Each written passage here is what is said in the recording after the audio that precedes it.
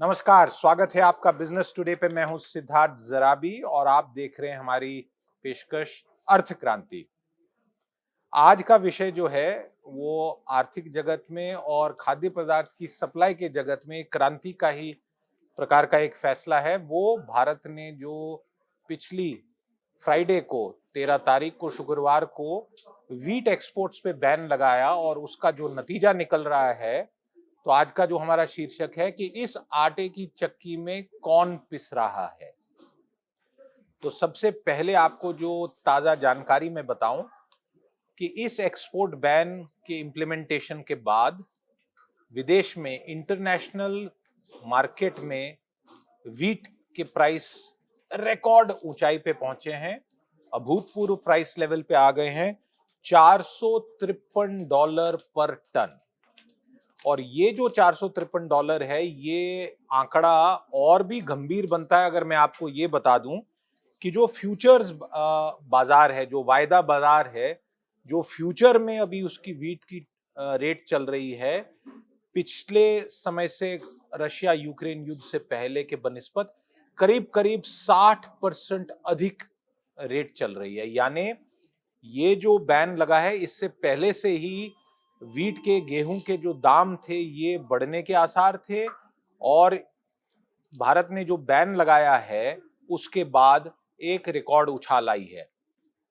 इसके साथ साथ हमारे अपने डोमेस्टिक मार्केट में विद इन इंडिया क्या हो रहा है, तो विद इन इंडिया हम देख रहे हैं कि जो फ्राइडे को बैन लगाया गया उसके तुरंत बाद पिछले 2-3 दिनों में और आज सोमवार को जो मंडी में ट्रेड भी हुई है, उसके लेटेस्ट जानकारी जो मिल रही है, लगभग 100 से सवा 100 रुपया प्रति क्विंटल के दाम में गिरावट आई है।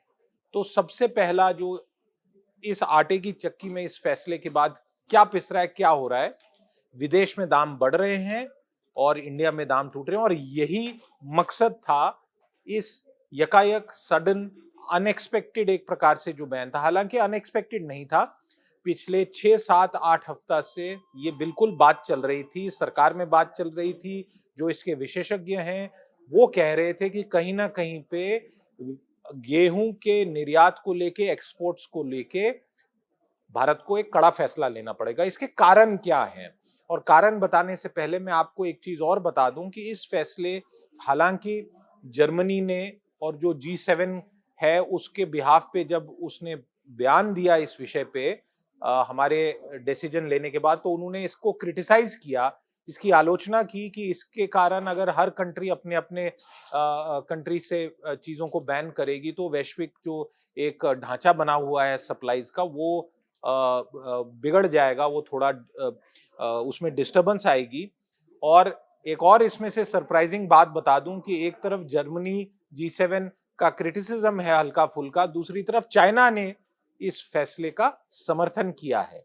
उसने ये दोष दिया है कि जो वेस्ट है उन कंट्रीज ने इन विषयों पे ध्यान नहीं दिया। खैर, उनको छोड़ दें और हम रिकैप करें कि भारत ने क्या तय किया है। एक दुरुम, जिसे आप जानते होंगे, जो एक वैरायटी है गेहूं की, काफी ज्यादा एक्सपोर्ट होती है और एक्सपोर्ट मार्केट में दुरुम वीट को ही प्रेफर किया जाता है, उस पे बैन लगा है, सारी वैरायटीज पे बैन नहीं लगा है। ये पॉइंट नंबर 1। दूसरा, जहां जहां जिन जिन ट्रेडर्स ने, एक्सपोर्टर्स ने लेटर ऑफ क्रेडिट साइन कर ली है, उनके पास है, जिसे हम कहते हैं कि एक बारी जो एक्सपोर्ट के लिए जो दस्तावेज है, लेटर ऑफ क्रेडिट, वो साइन हो चुका है, वो अब रिवर्स नहीं किया जा सकता है। ऐसे सारे एक्सपोर्ट ऑर्डर्स को रोका नहीं जाएगा। तो ऐसा नहीं है कि फ्राइडे को सब कुछ बंद कर दिया गया। जो ऑर्डर बिल्कुल बाजाबता साइन हो चुके हैं, उन ऑर्डर्स की पूर्ति भारत करेगा। तीसरा, हमारे आसपास के देशों के लिए, और जिसमें बांग्लादेश, नेपाल और कुछ हद तक श्रीलंका, भारतीय वीट पे बहुत ज्यादा डिपेंडेंट है। तो वहां की अगर सरकारें हमारी सरकार से मांग करेंगी तो उस वीट को हम उनकी मांग को सुन के एक्सपोर्ट अलाउ करेंगे। और ये हुआ क्यों? हुआ यूं कि मार्च में जो एक अप्रत्याशित हीट वेव आई है, और वो हीट वेव लगातार इस समय पे चल रही है। दिल्ली में एक दो क्षेत्रों में, नजफगढ़ जिले में लगभग लगभग 50 डिग्री टच होने वाला ऐसा टेम्परेचर अभी हम देख रहे हैं, पर ये लगातार कुछ सप्ताह से बना हुआ है माहौल, और इसके कारण प्रोडक्शन पे इम्पैक्ट आया है। किस कदर का इम्पैक्ट आया है? पिछले साल 105 मिलियन टन करीब करीब हमने प्रोड्यूस किया था।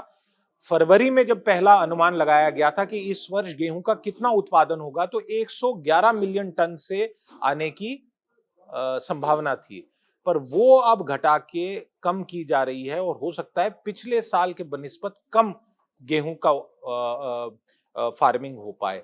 दूसरा, इस बारी एक्सपोर्ट बढ़ा और साथ साथ प्राइवेट प्रोक्योरमेंट भी बढ़ी, और इसके चलते सरकार ने 31 मई तक प्रोक्योरमेंट का विंडो अपना एक्सटेंड कर दिया है। तो कहीं कहीं न ये क्रिटिसिज्म हो रहा है कि भारत ने जो वैश्विक एक प्रकार से आर्थिक ढांचा है, और जो निर्यात और आयात के जो नियम है, उसमें एक प्रकार से सडनली केवल अपने हित को ध्यान में रखते हुए फैसला लिया है। इस क्रिटिसिज्म को शायद उतना वैलिड नहीं माना जाएगा, क्योंकि एक अकस्मात इमरजेंसी अनएक्सपेक्टेड वेदर डेवलपमेंट हुई हीट वेव के कारण, जिसके कारण प्रोडक्शन पे इतना बड़ा भारी इंपैक्ट पड़ा है। और अब गेहूं क्यों है इतना पॉपुलर? केवल रोटी के लिए नहीं, आप ये जानते हैं सरकार ने कुछ हद तक चावल को अब रिप्लेस किया है गेहूं में, प्रधानमंत्री गरीब अन्न कल्याण योजना में। आप रोजमर्रा में कितना गेहूं खाते हैं शायद इसका आपको खुद भी अंदाज नहीं आता है। बिस्कुट में 60% से अधिक, अलग अलग किस्मों में शायद कुछ ज्यादा भी होता है, और ब्रेड तो लगभग लगभग 90% मैदा होती है। तो गेहूं केवल इंडिया में नहीं, विश्व भर में और वेस्ट में बहुत खाया जाता है। वहाँ वो ब्रेड बास्केट नेशंस ही कहलाए जाते हैं, वहां पे राइस कंपैरेटिवली कम कंज्यूम किया जाता है। तो वीट की एक बहुत बड़ी इंपॉर्टेंस है ग्लोबली, और Bharat second largest wheat producer है दुनिया में। और हमने जो आत्मनिर्भरता वीट में पाई है पिछले कुछ दशकों में, वो अच्छी बनी हुई है, बट इस बारी एक अजीबोगरीब स्थिति बनी, और इसके कारण जो प्लान किया था मोदी सरकार ने कुछ सप्ताह पहले तक कि ट्रेड डेलीगेशन जाएंगी बाहर और एक्सपोर्ट करेंगे हम ज्यादा से ज्यादा फूड ग्रेन, गेहूं का एक्सपोर्ट करेंगे। यूक्रेन रशिया युद्ध के बाद जो डिस्टर्बेंस हुई, यूक्रेन भी गेहूं का आयात करता है, तो हम उसमें कहीं ना कहीं पे मार्केट नया बना के उसे रिप्लेस करेंगे। ये कोशिश सफल नहीं हो पा रही है, क्योंकि अब वर्तमान में सबसे बड़ी प्रायोरिटी है कि हमें अपनी कंट्री में वीट की सप्लाई इंश्योर करनी है, और कहीं कोई कमी ना हो, इस प्रकार से हम स्थिति नहीं बनने देना चाहते। और आखिरी में जो मैं आपसे ये विषय कहूंगा कि क्या इससे जो मुद्रास्फीति है, जिसकी एक चिंता बनी हुई है, वो कम होगी बहुत ज्यादा? मुझे लगता है कि अभी एकदम से कुछ नहीं होगा, हालांकि थोड़ी बहुत गिरावट आई है इस बैन के बाद, बट ओवरऑल जो फूड इन्फ्लेशन अभी हम देख रहे हैं, ट्रांसपोर्ट सेक्टर में इन्फ्लेशन देख रहे हैं, पेट्रोल डीजल में जो दाम बढ़े थे पहले और अब रुक चुके हैं उनका दाम बढ़ने का सिलसिला, उस सारे का जो एक प्रभाव हम पे पड़ रहा है हमारी अर्थव्यवस्था पे, तो एकदम से इन्फ्लेशन पे कोई गिरावट आने की मुझे संभावना नहीं लग रही है। तो आटे की चक्की में भारतीय खरीदार अभी भी पिसेगा, चाहे वो डायरेक्टली गेहूं ले रहा हो, चाहे उसके बाय प्रोडक्ट ले रहा हो, बिस्किट, ब्रेड, बाकी जो चीजें हैं। तो कुछ समय तक ये माहौल बना रहेगा, 2-3 महीने बना रहेगा। ये सीजन कैसा निकल जाए, ये गर्मी कैसी निकलती है, और अगली ये जो मॉनसून आने वाली है, इस पे अगली फसल का बहुत बड़ा एक असर पड़ता है। तो तब तक के लिए बहुत ज्यादा मुद्रास्फीति में आप देखेंगे कि कमी आने की संभावना नहीं है। तो ये आज की चर्चा थी। गेहूं का खेल क्यों हुआ, क्यों भारत को लगाना पड़ा बैन, क्यों जर्मनी ने किया इस फैसले का विरोध, और क्यों चाइना ने, जो वैसे तो हमारे समर्थन में कभी नहीं बोलता, इस विषय को लेके चाइना ने हमारा क्यों समर्थन किया है। क्योंकि ये सही बात है कि हम दुनिया को कई चीजें एक्सपोर्ट करते हैं, और कई खाद्य पदार्थों में हम दुनिया में टॉप 3 कंट्रीज में से हैं प्रोड्यूसर। पर ये जो एक अनएक्सपेक्टेड डेवलपमेंट थी, कोई ये नहीं जान पा रहा था कि इतनी भारी, इतनी भीषण गर्मी पड़ेगी।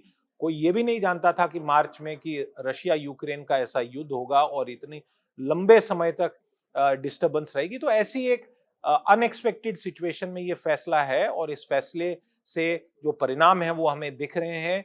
विदेश में दाम बढ़ रहे हैं, भारत में थोड़े दाम टूट रहे हैं, और इस सारे में अगर मुद्रास्फीति में कुछ थोड़ा बहुत आंशिक दृष्टि से भी अगर गिरावट आती है तो भारत में लोगों के लिए एक राहत का सबब ये फैसला बन सकता है। आज इस विषय पे इतना ही, आपसे फिर मिलेंगे, तब तक के लिए नमस्कार। जरूर लाइक, शेयर और सब्सक्राइब करें बिजनेस टुडे को यूट्यूब। वीडियो पसंद आया तो हमें लाइक, कमेंट, शेयर और सब्सक्राइब जरूर करें।